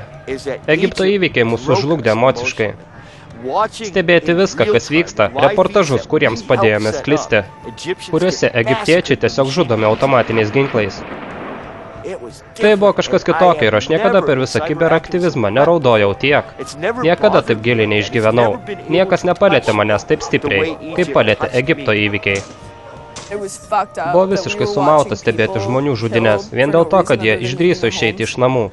Už tai, kad jie turi visas teisės į laisvę. Kad jie turi teisę patys rinkti savo valdžią.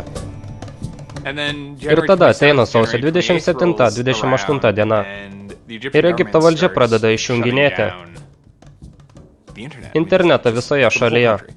Yra toks fantastiškas grafikas, kuriame matyti interneto srautai ir jame matyti, koks yra Egipto srautas. Viskas yra taip ir tada. Absoliučiai sustoja.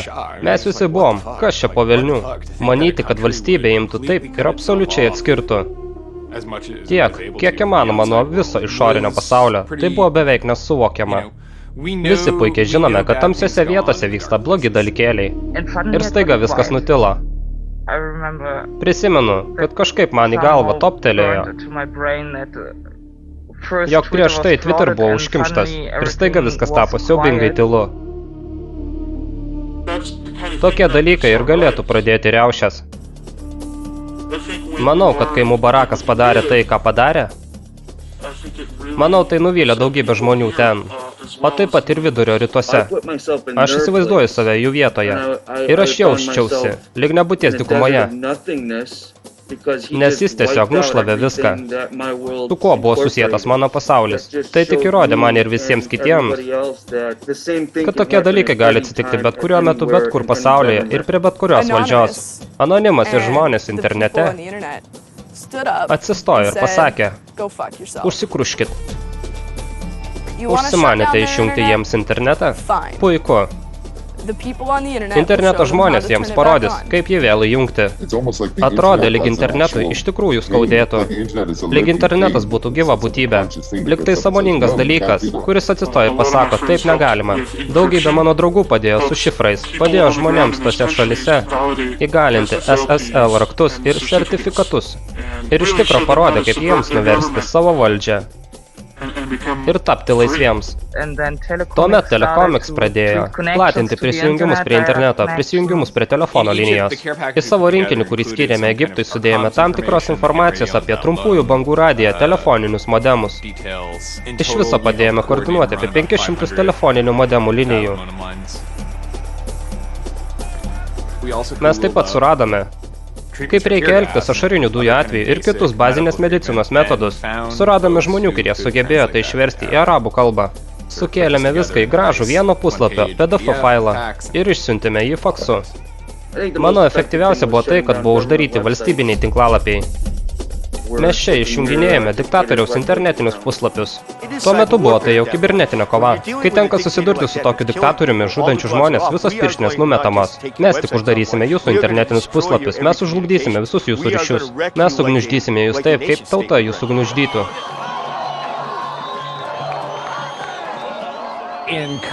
Kaire, Egipte, minios žmonių šaukia ir rėkia.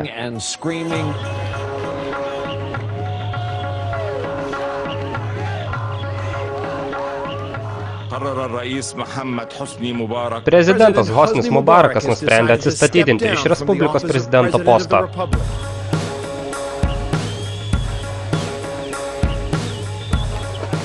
Kai Mubarakas atsistatydino, buvo vienas iš tų po velnių taip momentų.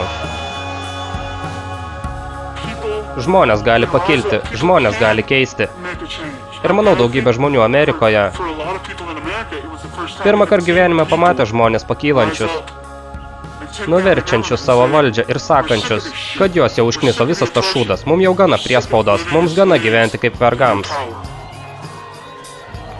Buvo egiptiečių, kurie mums dėkojo už visą tai, ką padarėme. Ir prašė, jūs vyručiai, prižiūrėkit mūsų užnugarius, jei reikalai vėl suprastėtų. Nors viena vertus viskas buvo nuostabu ir mes dėl to kovojome. Man buvo pakankamai akivaizdu, kad tai dar ne istorijos pabaiga. Kad staiga viskas nepasikeitė į spalvingas vaivorykštes ir Nyan Cats ar panašiai. Kad mes turėjome saugotis labiau nei kada nors. FTB šiuo metu vykdo tyrimą dėl anonimo. plataus sukčių technologinių programišių tinklo. Kaltinimo praėjusį gruodį uždarius Mastercard ir Visa internetinius puslapius. Per kokius 40 tuometinių reidų jie atjungė kompiuterius, mobiliuosius telefonus, panašius technologinius aparatus. Kartais tai būdavo 19-metė mergina. Jie atimdavo ir jos tėvų daiktus. Visada buvo kažkas panašaus į katės ir pelės dinamiką. Ne tik santykėje su federalais, bet taip pat su kitomis grupėmis, laikančiomis save Respublikos sargais. Pavyzdžiui, buvo tokios grupės kaip Pėdsekių apsauga, kuri galėjo būti sudaryta iš grupelės kvaištelėjusių žmonių, kurie turėjo asmeninių priežasčių lieti nuoskaudas prieš anonimą. Man grasina žmonės, kurie yra buvę slaptųjų tarnybų agentai, dabar valdantis privačias apsaugos kompanijas. Staiga vasario 5-ąją pasirodo Financial Times straipsnis, visi jį pamatome. Straipsnėje cituojamas toks vyrukas vardu Aaronas Baras, kompanijos HB Gary, security vadovas. Tas Aaronas Baras pasakoja Financial Times žurnalistui Josephui Menui, kad jis slapta tyrinėjo anonimų serverį, kur visa tai ir vyko. Kad jis tai jau darė keletą savaičių vienas pats ir naudodamas savo informacijos valdymo technikas. Sugebėjo identifikuoti galimus anonimo lyderius, įskaitant ir 25 kažkokius leitenantus. Mes privalome pamatyti tą dokumentą, visi nori žinoti. Mums visai nereikia sužlugdyti jį ar jo kompaniją. Mums tereikia pamatyti tą dokumentą ir tada jau bus aišku, ko imtis toliau. Taigi jie jį pasiėmė. Buvo neįtikėtinai lengva prasibrauti jų tinklą. Ir mano vardas buvo ten kaip vienas iš pagrindinių. Ir Gregas Hušas taip pat buvo įtrauktas prie pagrindinių veikėjų. Svarbiausia tai, ką jis pasakojo Financial Times, viskas, ką jis jiems papasakojo. Beveik viskas buvo melas ir tai buvo įspūdingas melas. Jį reikėjo užšiaupti, reikėjo įrodyti pasauliui, kad tas senis atsilikėlis ir kad visa jo informacija yra nesąmonė.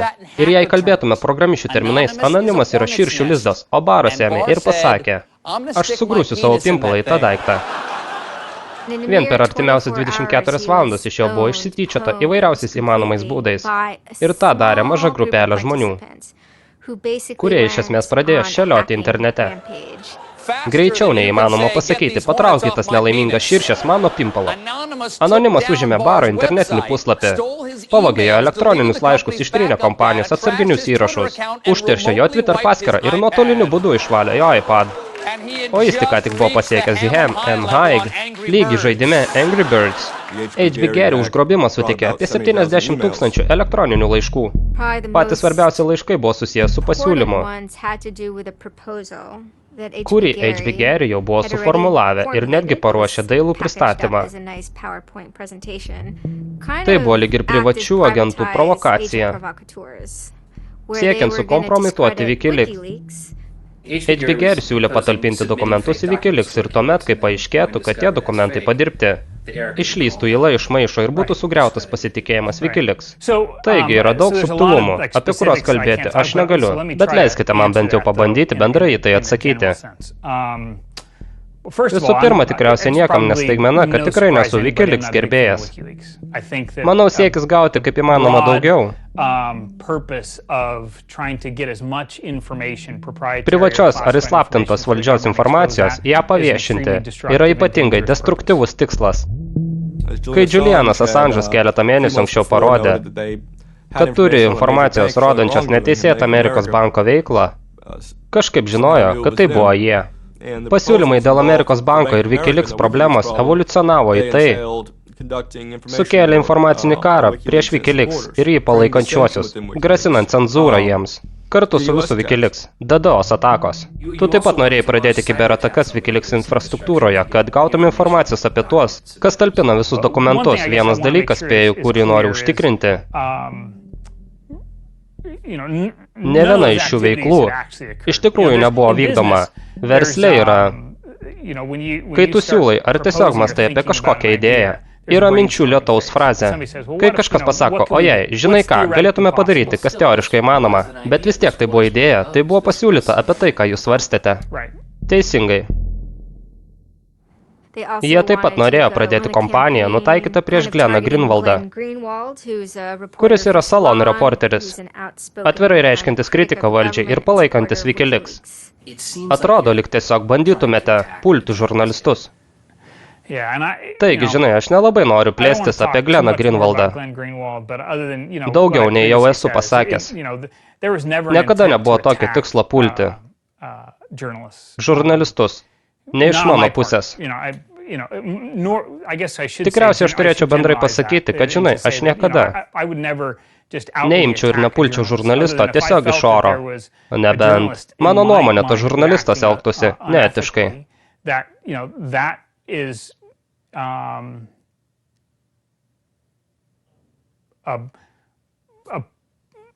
Jei jau yra vieša diskusija apie tai, sąžiningas žaidimas. Dažniausiai jie vaikščiojo labai siaurą etiškumo liniją. Ir daugeliu atveju daugumos nuomonė buvo, kad jie gerokai tą liniją peržengė. Aš nesiruošiu remti akivaizdžios informacijos vagystės ir jos viešinimo visuomenėje, nes tai ne kažkas kito, o destrukcija. Jei iš kažko buvo pavogta informacija, nepriklausomai nuo to, ar Wikileaks paskatino tą vagystę, ar tai buvo jai tiesiog padėta po kojomis, vis tiek jie grasina paviešinti informaciją, kuri yra privati kitos organizacijos nuosavybė. Taigi pasirinkimai yra du. Tiesiog leisti visam tam toliau vykti, arba pabandyti ir viską nutraukti. Kiek agresyvumo yra, jau per agresyvu. Mes tikrai matėme daugybę strategijų, naudotų valdžios visame pasaulyje ir dabar sakant, viešai pripažįstant, kad jie privalo tapti, privalo išsiugdyti stipresnės ir agresyvesnės strategijas kibernetinės erdvės apsaugoje, nes vien tik gynybos nėra gana. Jos niekada nėra gana.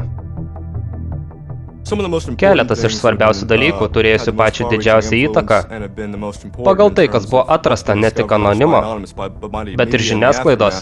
Visa tai yra programišių padariniai. Tokia informacija negali būti pasiekiama paprastais instituciniais, žurnalistiniais procesais, arba negali, arba nebus pasiekiama Kongreso komiteto ar federalų, prižiūrimų komiteto. Daugeliu atveju tokia informacija turi būti pasisavinama programišių.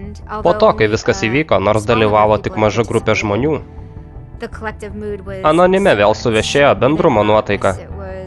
Iš naujo pasikrovė juokeliai ir žmonės dėl to džiaugiasi. Nes atrodė, kad linksmybių pusė buvo visiškai nuslūgusi, ypač per visus tuos vidurio rytų protestus. Tai buvo didžiulio triumfo akimirka visiems anonimams. Anonimas šiuo metu nusitaikęs į Sony tinklapį. Mes taip elgiamės, nes Sony duoda žmonės teisman už tai, kad jie kūrė tokias savybės, kuriomis PlayStation leidžia viešai naudotis. Tai prasidėjo kaip perkrauto tinklo atakos. Bet tada kažkas iš tikrųjų įsilaužė į PlayStation tinklą ir pavogė visų vartotojų paskyras ir jų kredito kortelių informaciją.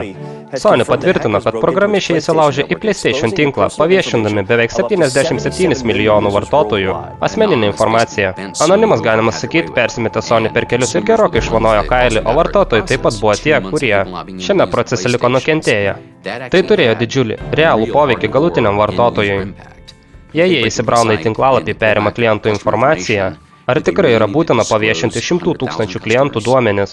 Ne, tai ką jie padarė, buvo galima padaryti daug geriau. Kai sakau geriau, turiu omeny geriau galutiniam vartotojui, klientams. Ir vis tiek tuo metu įrodyti savo tiesą. O tada atrodo visiškai iš niekur. Kažkas pasivadinęs LulzSec įplaukė į jūrą. LulzSec yra tam tikra grupė keletą žmonių, daugiausiai iš anonimo. Didelė dalis tų pačių žmonių, kurie įsilaužė į HB Gary. Jie sugalvojo suformuoti mažą grupelę ir tęsti ankstesnės operacijas tik jau ne anonimo akiratyje.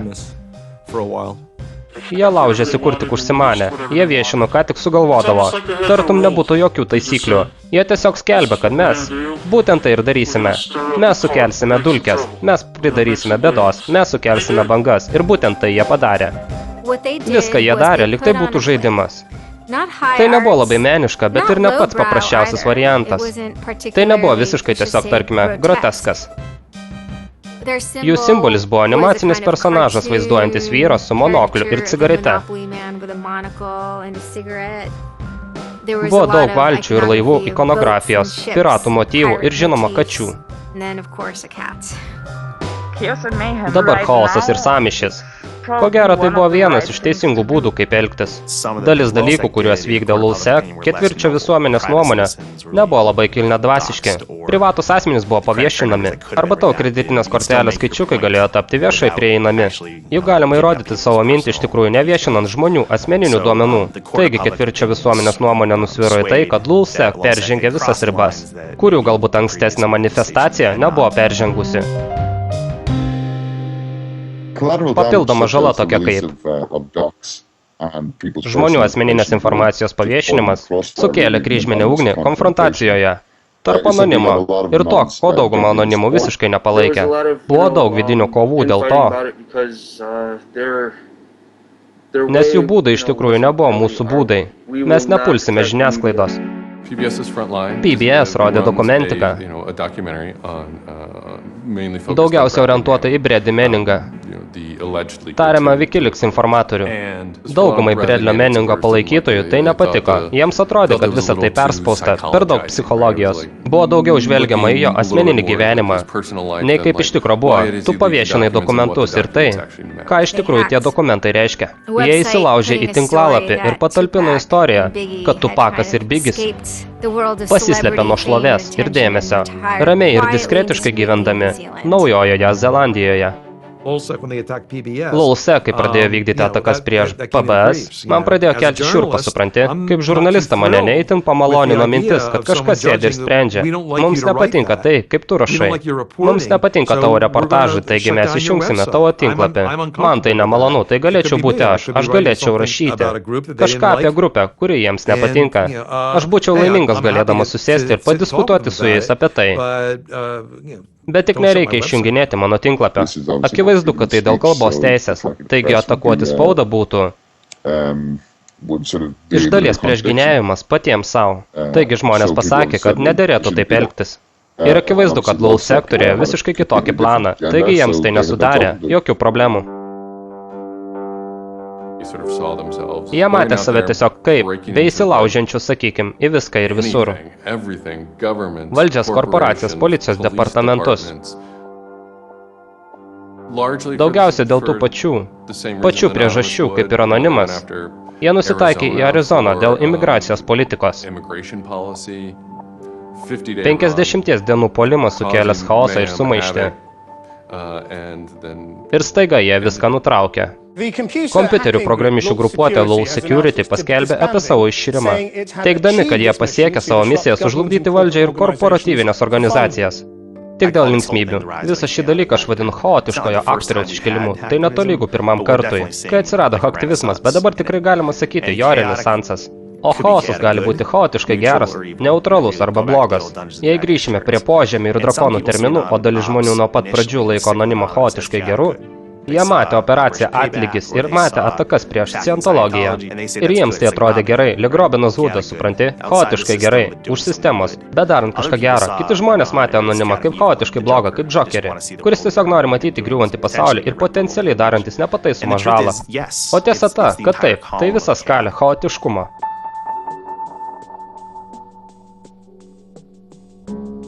Anonimas 16. Šiandien buvo suimta 16 žmonių. Daugybė FTB agentų nusitaikė, kaip įtariama laisvos programišių grupuotės narius. Apsiginklavę kratos orderiais, agentai smogė 6 namams vien Niujorke. Vakar buvo suimti asmenys įtariami atakomis prieš PayPal tinklapį. Po to, kai kompanija išjungė galimybę vykdyti mokėjimus Wikileaks, programišių gynėjai teigia, kad jie paprasčiausiai vykdė civilinį protestą, bet FTB pareigūnai jaudinasi, kad griaunamosios kiberatakos gali pasukti pavojingesnę kryptimi. Taigi, FTB pasirodo 6 val. Ryto. Ir prisimenu, kad buvau pikta ir susierzinusi. Nes nebuvo nieko, ką aš būčiau padariusi, kad reikėtų FTB kratos orderio. Jie atėjo blizgindami savo ginklais ir panašiai, trankydamiesi į duris ir jie tiesiog parteškė mane ant žemės. Aš nesistengiau su kažkuo kovoti. Teorija šiam atveju buvo tokia, kad jie, žinai, užtvindė, didelis kiekis žmonių užtvindė prieigą prie PayPal, taip sukeldamas ekonominių problemų saugomai korporacijai. Istorijos pabaiga. Čia net tapatybės vagystės, elektroninių laiškų viešinimo, teisų pažeidimo, paslaugų vagystės, verslo sužlugdymo atvejais. Tai pats paprasčiausias internetinis ar kiberstreikas. Manau, kai Barackas Obama televizoriaus ekrane pasako, reikia užkimšti switchboard, nugalėti respublikonus, pasiųsti žinę. Tada tai legalu ir net jei sutinki su galimų kaltinimų teorija, vis tiek nėra skirtumo. Tai elektroninis streikas visame savo gražume. Jei esi pedofilas, vidutinė bausmė yra 11 metų, jei esi programišius 15. Manau, tai absurdiška. Tai absurdiška turiu omeniai, gali savo eiti ir tvirkinti vaikus ir gausi mažesnę bausmę, nei gautum įsilaužęs į kieno nors telefoną. Net jei ir priėmė, kad tai, ką sako valdžia, yra tiesa, svarbiausia yra tai, kad žmonės dalyvauja procese. Tai iš esmės ir yra procesas. Tai streikas Selmoje, Alabamoje. 500 kovotojų už laisvę, neleidžiantis žmonėms eiti ir streikuoti prie atskirtų pietų stalų. Apie tokius dalykus rašomos knygos. Tai demonstracija už gatvės kampo sakanti daugiau jokio karo. Skiriasi tik priemonė. O rezultatai tie patys. 9 mėnesius aš slėpiausi nuo savo kaltinimų, bet jie mane pričiupo, įgrūdo į kalėjimą. Aš tai atlaikiau ir tuomet sudalyvavau naujienų konferencijoje, nes kad ir kaip tai buvo rizikinga ir prieštaravo mano advokato valiai, norėjau, kad federalai būtų vienintelis balsas šiame dialoge. Šis dokumentas teigia, kad aš programišius aktyvistas, pasauliu žinomas kaip Commanderis X. Aš esu Commanderis X. Kaltinimai toliau teigia, kad esu susijęs su globaliu internetiniu laisvės judėjimu, žinomu kaip anonimas.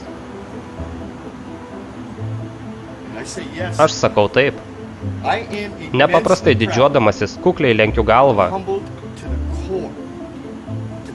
kad galiu būti idėjos vardu anonimas dalis. Niekada negalėčiau savęs lyginti su Gandžiu ar Martinu Liuteriu Kingu, bet jie buvo vieni asmenys, norintys eiti ir keisti pasaulį. O jų skleistos žinios gyvena kasdien per kiekvieną. Nepasinaudoti progą padaryti kažką panašaus būtų be galo kvaila. Aš tik norėčiau, kad mes turėtume kokias 50 milijonų Mercedes Heifer. Kaip vyrukas aš jausčiausi daug geriau, jei mano karjeros pabaigoje būtų daugiau tokių kaip Mercedes. Visada bus teisinės pasekmės, kai nuspręsi sulaužyti įstatymą. Tai yra dėl teritorijos ir būtų naivu to nesitikėti. Tik kyla klausimas, ar bausmė bus proporcinga nusikaltimui. Ir įtariu, kad tikriausiai nebus. Žmonės labai atidžiai stebės, kaip rutuliojasi tokios bylos. Kokiu pagrindu ir ar galima teismo metu nuspręsti? Ypatingai dėl perpildytos paslaugos atakų, kai tai teisėta protesto forma. Tokia didelė dalis mūsų gyvenimo dabar yra pakeista interneto. Kad laikas susimastyti, kaip mes vertiname interneto erdvę kaip vietą, kur taip pat galima protestuoti. Šiuo istorijos momentu pats gali nuspręsti, įmanomas protestas internete ar ne. Tu gali atsistoti ir pareikšti, kad kalbos laisvė tęsiasi ir internete. Mes turime teisę nebūti kontroliuojami savo valdžios dėl savo nuomonės. Tai priklauso nuo tavęs. Esi Hekofino vietoje. Ar prisimeni Hekofiną knygos pabaigoje? Jam buvo pasakyta, kad jis turi grąžinti tą vergą atgal. Du dalykai nutiks. Pirma, teisiškai Džimas yra nuosavybė, todėl jis sės į kalėjimą. Antra, jis bus amžinai pasmerktas, degti pragaro liepsnose, nes jis priklauso evangeliškai Misūrio aplinkai. Ir štai Hekas kiaurą naktį sėdi, rūko kukurūzų burbuolės kotą ir mąsto apie tai, o kitą rytą pareiškia, kad po velnių geriau jau keliaus pragaran. Kitaip tariant, jis atrado, kad nori būti etikos ekspertu. Reikia peržengti tos dienos teisės ir sankcionuotos religijos ribas, kad galėtum pasiekti metatiesą apimančią tiek teisėtumą, tiek teisingumą. Na, programišiai įsivaizduoja save kaip Heką, padedantį burbuolės koto pypkę ir tariantį. Na ir gerai, aš keliausiu į kalėjimą. Na gerai, keliausiu pragaran, bet pasielgsiu teisingai. Įsivaizduoju, kad esminis klausimas, kurį jūs norite užduoti yra, ar elgčiausi taip pat.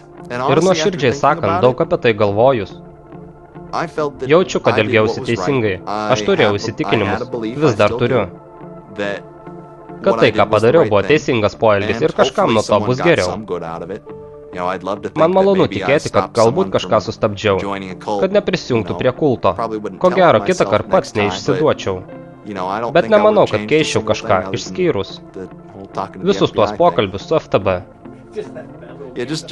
Tai tik maža smulkmena, kuri viską pakeitė. Aš pykstu.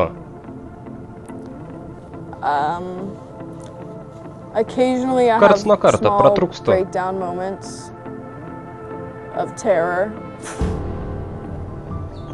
Bet aš nenustojau tikėti tuo, ko tikėjau.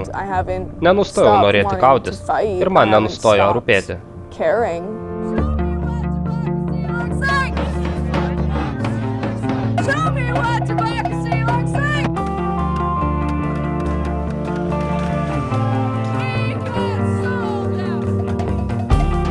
Nemanau, kad visa tai buvo tiesiog techninis programišių darbas. Ne dėl to visa tai. Tai labiau susijęs su žmonių psichologija ir filosofija. Paraginkime ir paklauskime, kodėl tiek daug neramumų ir pilietinių teisių nepaisimo.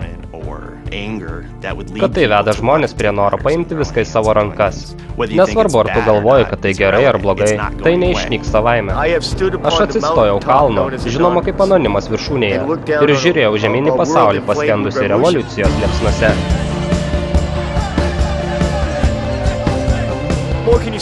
Galima sakyti, kai esi istorijos sūkuryje, tau netvirpa stuburas, kaip plauki istorijos bangomis. Tavo stuburas dilgčioja. Anonime yra daug žmonių, kurie labai giliai ir labai nuoširdžiai jaučiasi. Prisidėjo prie kovos dėl demokratijos visame pasaulyje. Ir manau, kad tai vienas iš pagrindinių dalykų, kuriais anonime aš didžiuojuosi labiausiai. Yra dalykų, kuriais anonime aš nesididžiuoju, bet tai, kad mes stojam prieš cenzūrą, prieš engėjišką valdžią, net prieš savo pačių, yra labai kilnu. Internete visiškai nesvarbu, kiek suknistos galios ar pinigų turi tikrame gyvenime. Internete svarbiausia tavo tikrosios idėjos. Kiek iš tikrųjų esi protingas, kiek kokybiškas. O kai tam tikros organizacijos užsimano perkelti savo realaus gyvenimo galią į internetą, to paprasčiausiai po velnių nebus vien dėl anonimo. Istorija mus moko, kad pokyčiai nėra lengvi kaip gėlytės. Ne taip viskas vyksta. Jei jie sako, kad aš nusikaltėlė, tada gerai, tada aš tokia ir būsiu. Anonimas vis evoliucionuoja. Tai kaip Feniksas. Karts nuo kartos gali pakliūti į ugnį ir sudegti, bet jis pakils iš pelenų. Atgims stipresnis.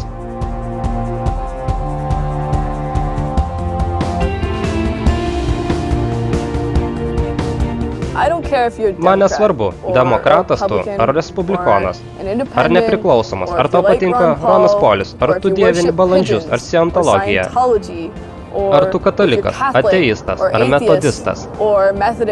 Man tai visiškai nesvarbu. Tavo nuomonė svarbi. Man nesvarbu, jei aš jai nepritariu. Man nesvarbu, jei aš tavęs nekenčiu. Man tavo nuomonė svarbi. Mes, Legionas, aktyvistų istorija.